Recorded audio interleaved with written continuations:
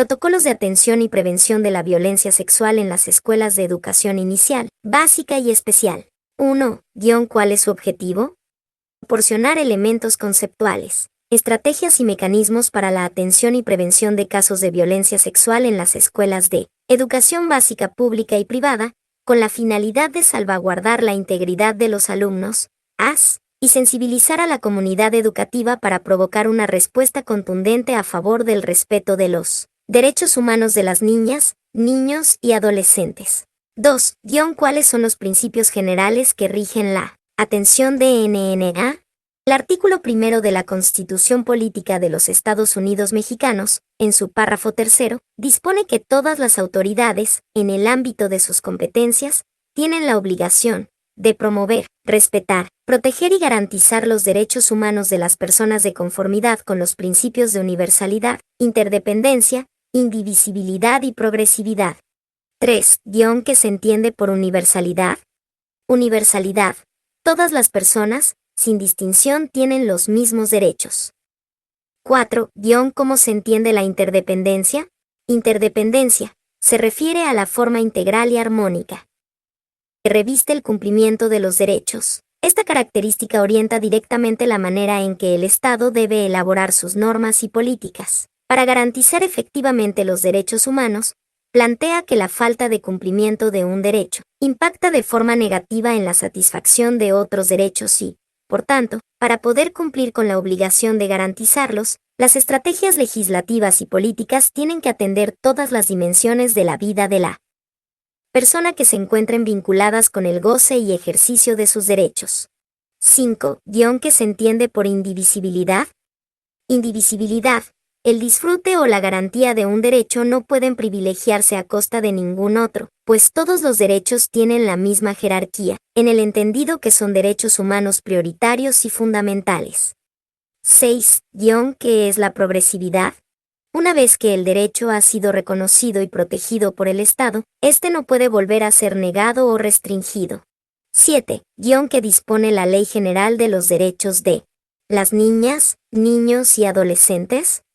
La Ley General de los Derechos de Niñas, Niños y Adolescentes, LGDNA, dispone en su artículo 2 que los principios rectores en materia de niñez y adolescencia son el interés superior, la integralidad, la igualdad sustantiva, la no discriminación, la inclusión, el derecho a la vida, a la supervivencia y al desarrollo, la participación, interculturalidad, la corresponsabilidad de las familias, sociedad y autoridades, la transversalidad en la legislación, políticas públicas, actividades administrativas, económicas y culturales, la autonomía progresiva, el acceso a una vida libre de violencia, la accesibilidad. 8. Porque se menciona el interés superior de la NNA. La Convención sobre los Derechos del Niño en su artículo 3, apartado 1, otorga a las niñas, niños y adolescentes el derecho a que se tome en cuenta de manera primordial su interés superior en todas las medidas o decisiones que les afecten, tanto en la esfera pública como en la privada. 9.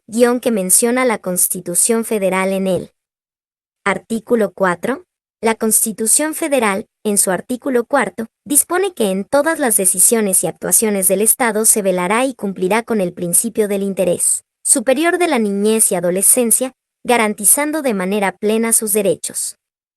Los niños y las niñas tienen derecho a la satisfacción de sus necesidades de alimentación, salud, educación y sano esparcimiento para su desarrollo integral. 10. ¿En qué consiste la no discriminación?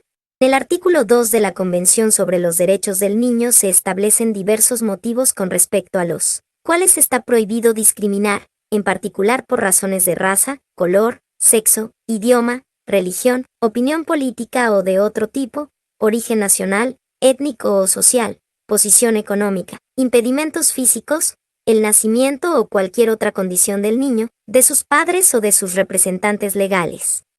11. Porque la atención y prevención de la violencia sexual es un tema cuya comprensión amerita conocer los derechos de NNA. Violación y el abuso sexual son agresiones contra su integridad física, psicológica y emocional, que transgreden el derecho a una vida libre de violencia de niñas, niños y adolescentes. Cualquier forma de malos tratos, agresiones y abusos, incluidos la violación y el abuso sexual, dejan una marca en su vida que impide su desarrollo integral, por lo cual, son conductas inaceptables. Las familias, la comunidad y el Estado tienen la obligación de adoptar todas las medidas preventivas necesarias para evitar que actos como la violación y el abuso sexual ocurran. Debe asegurarse que cualquier espacio en que se desenvuelva una persona menor de edad sea seguro, para que no se ponga en riesgo su salud, su estabilidad emocional, ni su vida, y que cuente siempre con el auxilio de personas adultas que puedan intervenir para su protección en caso de ser necesario. 12. ¿Qué pasa cuando el colectivo no denuncia un acto de acoso o abuso sexual? Cuando el personal educativo guarda silencio o es omiso en atender las problemáticas de violencia que sufren las alumnas, encubre violaciones a sus derechos humanos, pero lo más grave es que está privando a esa niña, niño o adolescente de la oportunidad de construir un proyecto de vida exitoso y libre de violencia. El costo de no atender los asuntos que conciernen a la niñez y adolescencia repercutirá en el normal desarrollo de su personalidad y en el bienestar social de todas y todos. 13. ¿Qué es el abuso sexual?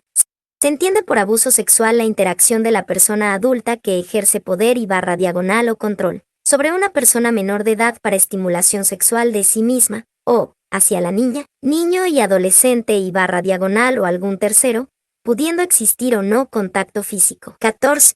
Esas interacciones revisten 3 características. El propósito del abuso sexual, la gratificación sexual del agresor.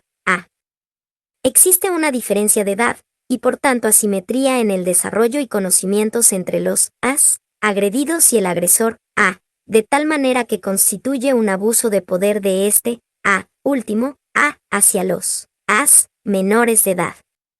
Las formas que el agresor, emplea para someter a los agredidos, van desde el engaño, chantaje, seducción, amenazas, premios y castigos, manipulación, hasta el uso de la fuerza. 15. Porque se dice que el poder y el control es un elemento fundamental para identificar el abuso sexual, pues siempre que el agresor, se encuentre en esa posición de ventaja sobre el agredido, se considerará como tal, incluso en los casos que ambos sean menores de edad. Ojo, debe tenerse siempre presente que las niñas, niños y adolescentes no están en condiciones de dar su consentimiento al agresor, para la ejecución de cualquier tipo de acto sexual. 16. ¿Quiénes son los principales agresores? La violación y el abuso sexual contra niñas, niños y adolescentes ocurren de maneras diversas. En ocasiones los agresores, son cercanos, a las víctimas y realizan abusos de manera brusca. También, en gran número de casos existe un proceso de seducción previo, en el que los abusadores, se aproximan a las víctimas para ganar su confianza. 17. ¿Cómo define el abuso sexual la UNICEF? El abuso sexual implica un ejercicio abusivo de poder. En el caso de niños, niñas y adolescentes, la edad determina una condición de indefensión física y psicológica, siendo esta última mayor cuando existe un vínculo afectivo con él, la agresor, máxime cuando esta persona es la encargada de su cuidado. 18.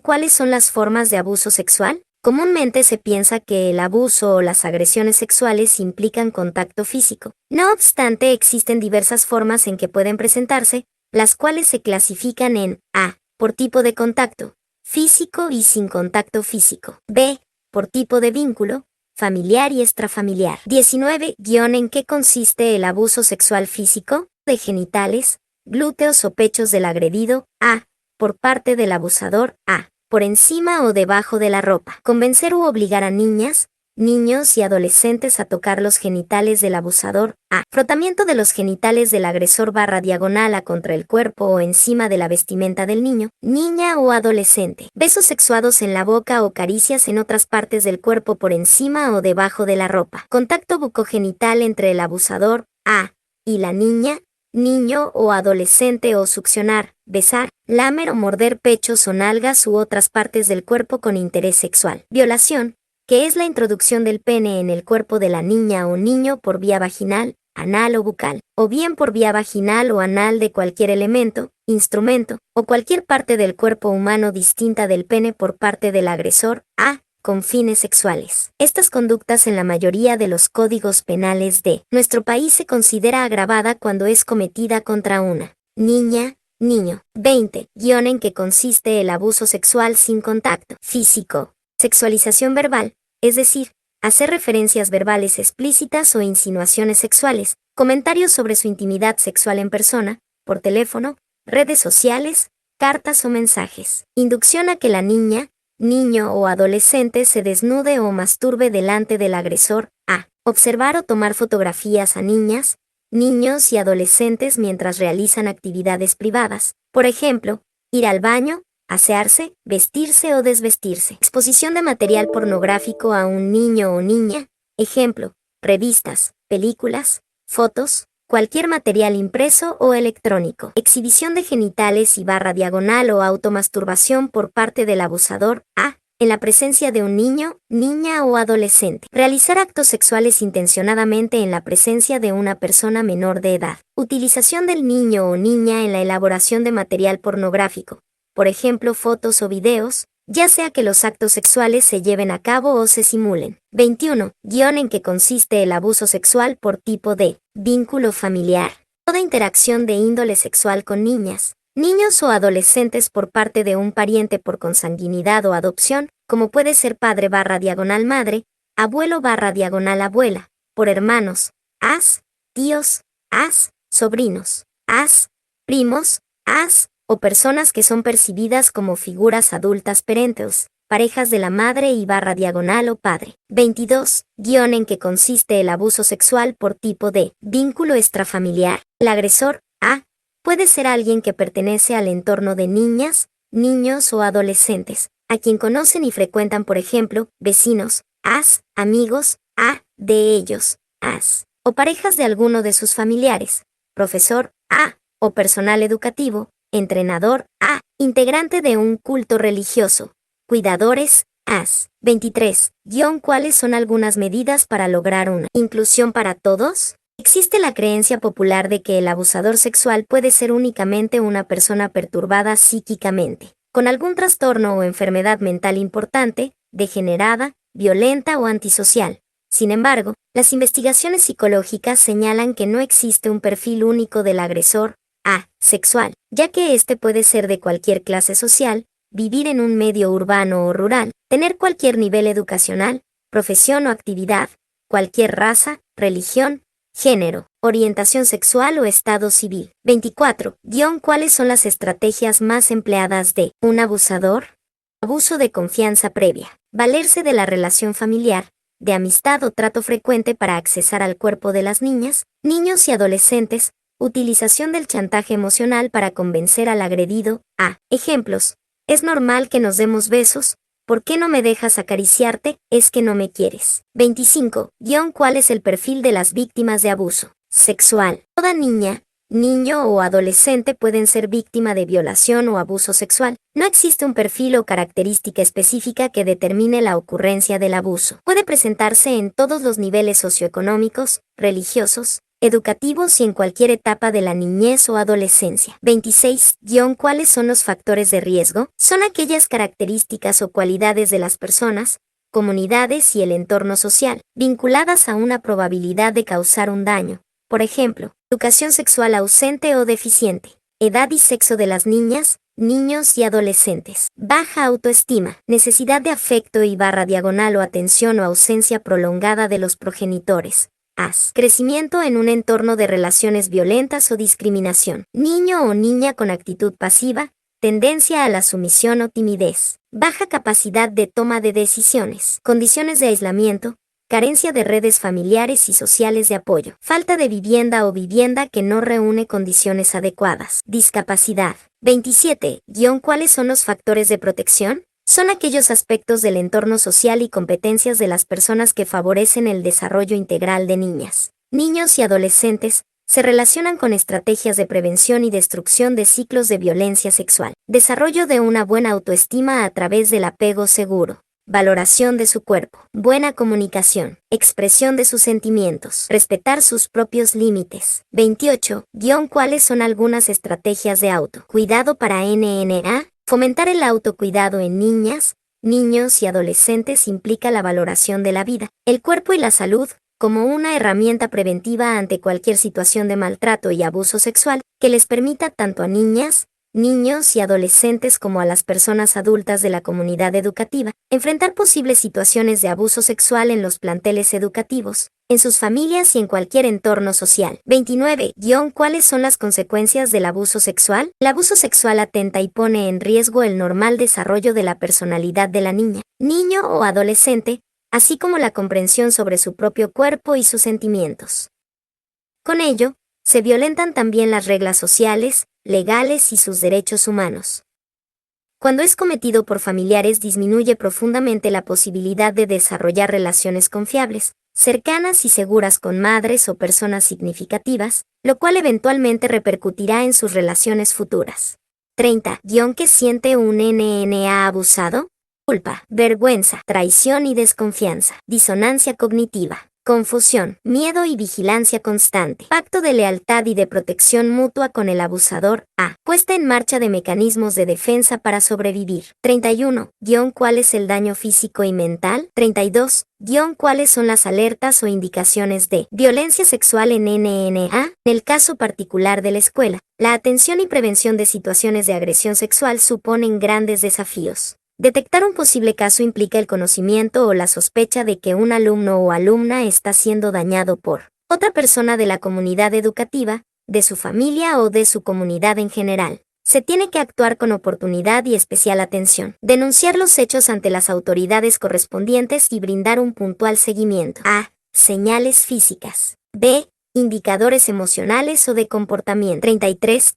¿Cuáles son las señales físicas? Lesiones físicas reiteradas, moretones, rasguños, marcas, costras, etc. Dificultad para caminar o sentarse. Ropa interior rota, sucia o manchada de sangre y barra diagonal o semen.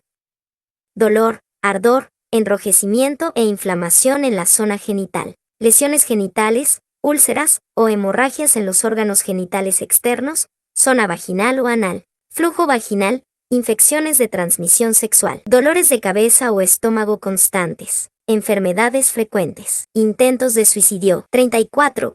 ¿Cuáles son las señales emocionales? La niña, niño o adolescente manifiesta abiertamente que es víctima de agresión. Las atribuciones establecidas para la supervisión de planteles públicos y privados, el supervisor, tendrá que verificar que todas las responsabilidades y obligaciones de los actores escolares que se desprenden de este protocolo sean cumplidas a través de evidencias documentadas. Contar con formación en derechos humanos y prevención de la violencia sexual para orientar y enfocar los trabajos escolares que se establecen en las rutas de mejora y propiciar el fortalecimiento de los aprendizajes. Promover acciones pedagógicas y psicológicas que orienten a la sana convivencia escolar y a la integridad de las niñas, niños y adolescentes. Confirmar, con base en evidencias documentales, estrategias educativas y medidas de protección en los ambientes escolares, la aplicación de las acciones que se señalan en este protocolo, e informar a la autoridad inmediata cualquier hallazgo y barra diagonal o indicador asociado a la posibilidad de violencia sexual y documentarlos. 43. ¿Cómo se pueden detectar las conductas de violencia sexual en las escuelas? Toda persona que se encuentra en las instalaciones del plantel escolar tiene la obligación de informar de manera inmediata a las autoridades escolares sobre las situaciones que pudieran constituir conductas de violencia sexual contra niñas, niños y barra diagonal o adolescentes. El personal docente, administrativo, autoridad escolar y otras personas que no forman parte del plantel pueden detectar indicios de abuso sexual y barra diagonal o violación en las niñas, niños y adolescentes en tres formas. Por la manifestación espontánea de niñas, niños y adolescentes. Acercamiento libre de una niña, niño o adolescente que haga saber o autoridad educativa que se encuentra ante una situación de violencia sexual. B. A partir de la observación barra diagonal identificación de indicadores de violencia sexual.